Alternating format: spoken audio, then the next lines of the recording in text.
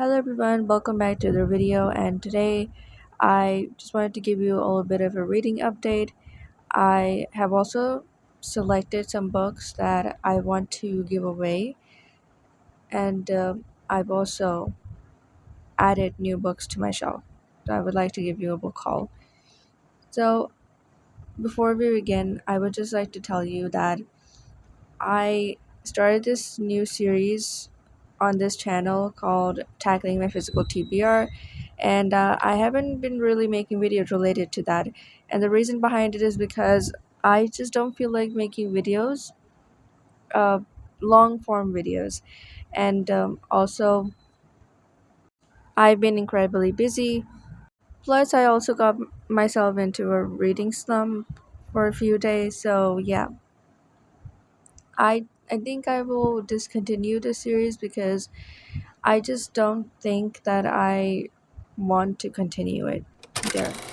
Anyway, so let's begin. So right after when I finished filming that first episode of Tackling My Physical TBR, I picked up The Night Circus by Erin Morgenstern, and I have to tell you, I'm just so surprised by this book. I absolutely loved it, and the reason why I'm so surprised because I was really hesitant to pick this up because I tried reading the Starless Sea, which is by the same author, and I didn't like it that much. It was not my cup of tea, so I was really hesitant to pick this one up. But I'm so glad I did. It was fantastic. So to just give you a little bit of an overview, the Night Circus, as the title suggests, is about a circus that appears only at night, and this circus is extremely enchanting and breathtaking, but it's only like the forefront of the story. Behind the scenes, we have our two main characters, and they both are magicians, and they're bound to fight this duel with each other, but and of course only one of them is supposed to survive, but they both end up falling in love with each other, so that's kind of a problem. And the story was magical. I loved the circus. I loved that the circus was the main thing about this book, and the characters were kind of pushed back, I would say, but also I feel like that we got the relevant information that we needed on them, and that was enough for me personally. Of course, that was just enough, and I do can understand that some people might find it a bit lacking, but I did not feel like that. I just wish that the circus existed in real life. That would be so fun. Moving on to the next book that I picked up, and that is The Searcher by Tana French. I have very mixed feelings about this book. Uh, there were some parts in the story that I felt were really slow and could have been cut down from the story. However, I wasn't really bored by it. If I would have found it tedious, I might have DNF'd it, but that did not happen because I was enjoying the book even though it was a little bit slow.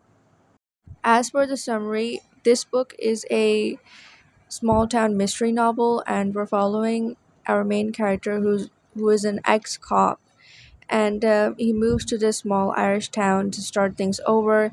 He wants to start a new life, and he even tells himself that he's not going to solve any cases or anything. However, one day this boy comes up to him and asks him to solve the mystery of the disappearance of his older brother. And of course, our main character, Cal, agrees with it and starts looking out, at, not looking out, looking into the disappearance. And he also notices, like, he's suspicious of the fact that the town people are not even concerned at the fact that this boy has just disappeared into thin air. So he finds it very suspicious as well. There are a lot of questions that need answering. Other the fact that it was a bit tedious, I feel like that the one thing that I really loved about this book was the relationship between Cal Hooper, our main character, and this little boy that comes up to him. His name is Trey, and we see this very wholesome relationship, almost like a father and son relationship, and that's really nice. The next book I have over here is a very, very, very emotionally heavy book, and it kind of made me not want to read any other book for a while, and that is Hamnet by Maggie O'Farrell. And oh my goodness, this book was amazing. It was beautiful, but so devastating. And I'm still thinking about this book, and it's really, really haunting, I would say.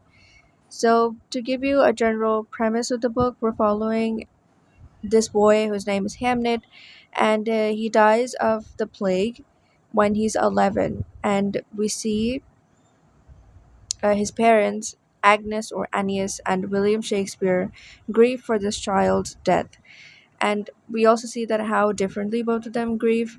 And it is claimed, allegedly, that the death of his son Hamnet inspired Shakespeare to write his very infamous play Hamlet. When I was reading this book, I kept on thinking this one thing, that this book is more about Agnes, who is Hamlet's mother, and of course Judith, who is Hamlet's twin sister. We have the elder sister Susanna, and of course Hamlet himself. The book is more about them rather than Shakespeare, because we don't really see him that much, and also he's never addressed as Shakespeare. He's always addressed as the husband, the father, the Latin tutor, but not by his name. I'm always impressed by those authors that can write such emotionally intense books, and also in turn those books makes me feel such intense emotions to the point where I couldn't even finish the book. I had to stop after every 20 pages because I just needed to process all the emotions I was feeling. It was it was amazing. Probably one of the best books I've read this year. And finally, we have a middle grade book, and that is Following Frankenstein by Catherine Bruton. And I really, really needed this book after Hamnet. If this one was fun and adventurous, and I loved this one so much. So this book is kind of like a sequel to Mary Shelley's Frankenstein. And basically, this book is kind of like what happened after Dr. Frankenstein retells this whole story of the creation of the creature or the monster to Robert, the sea captain.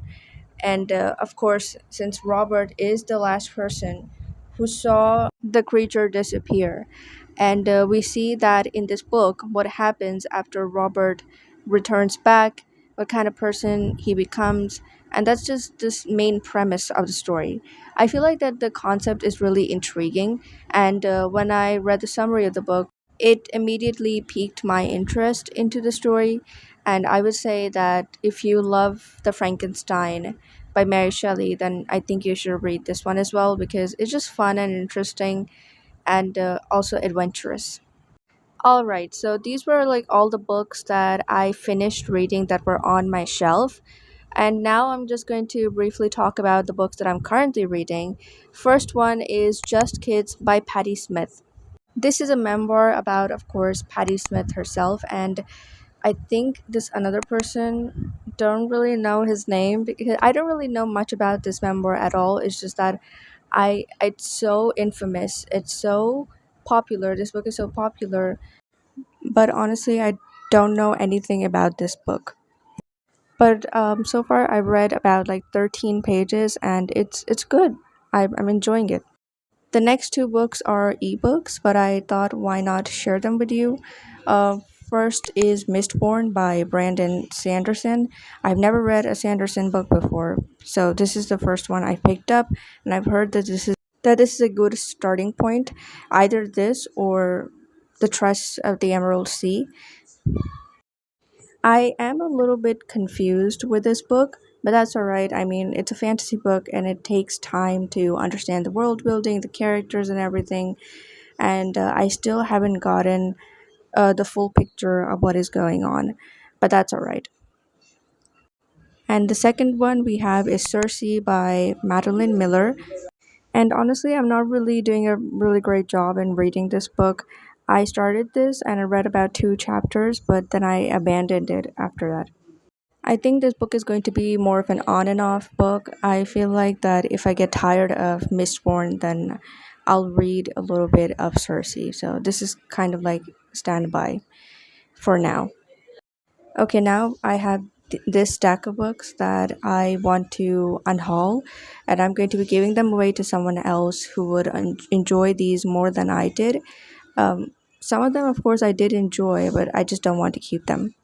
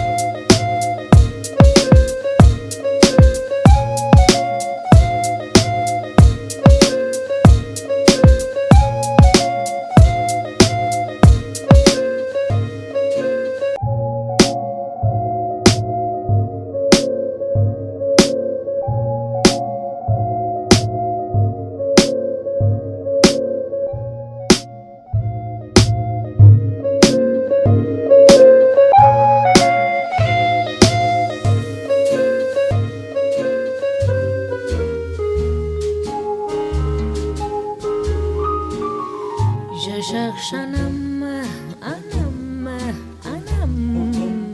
un Pierre, au Paul, un Jacques, au Tom.